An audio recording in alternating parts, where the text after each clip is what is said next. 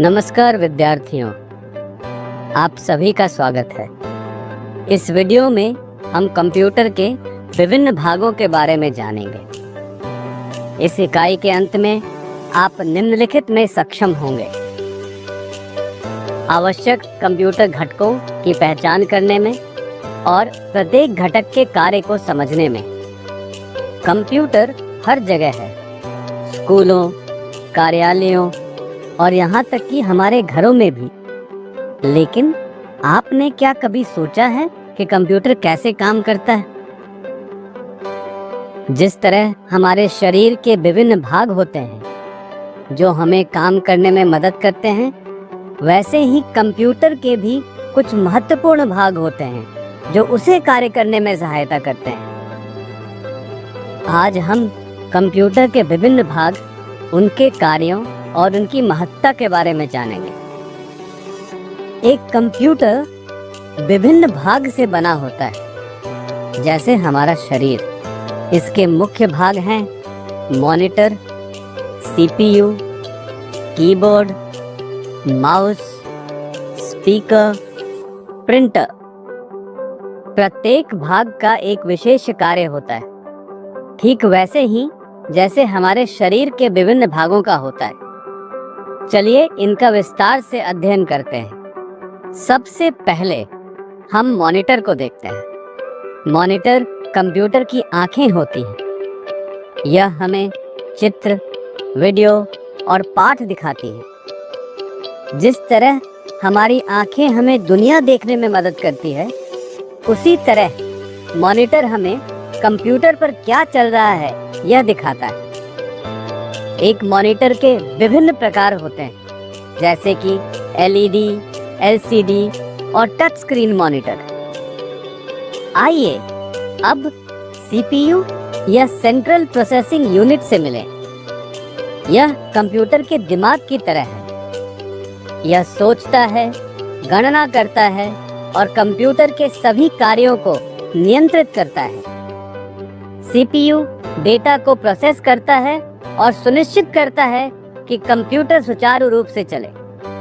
बिना सीपीयू के कंप्यूटर काम नहीं कर सकता, जैसे बिना दिमाग के हम सोच नहीं सकते। सीपीयू में प्रोसेसर, रैम और स्टोरेज जैसी महत्वपूर्ण इकाइयां होती हैं।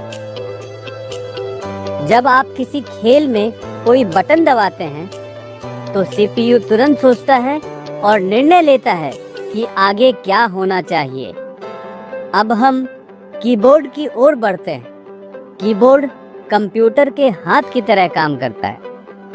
यह हमें अक्षर, संख्याएं और विशेष प्रतीकों को टाइप करने में मदद करता है। जिस तरह हम अपने हाथों से कागज पर लिखते हैं, उसी तरह हम कंप्यूटर में टाइपिंग करने के लिए कीबोर्ड का उपयोग करते हैं। कीबोर्ड के विभिन्न प्रकार होते हैं, जैसे कि मैकेनिकल, मेम्ब्रेन और वर्चुअल। जब आप अपना नाम टाइप करते हैं या कोई संदेश भेजते हैं, तो आप कीबोर्ड का उपयोग कर रहे होते हैं। अब हम माउस के बारे में जानते हैं। माउस एक सहायक हाथ की तरह कार्य करता है, जो हमें स्क्रीन पर चीजों को चुनने और क्लिक करने में मदद करता है।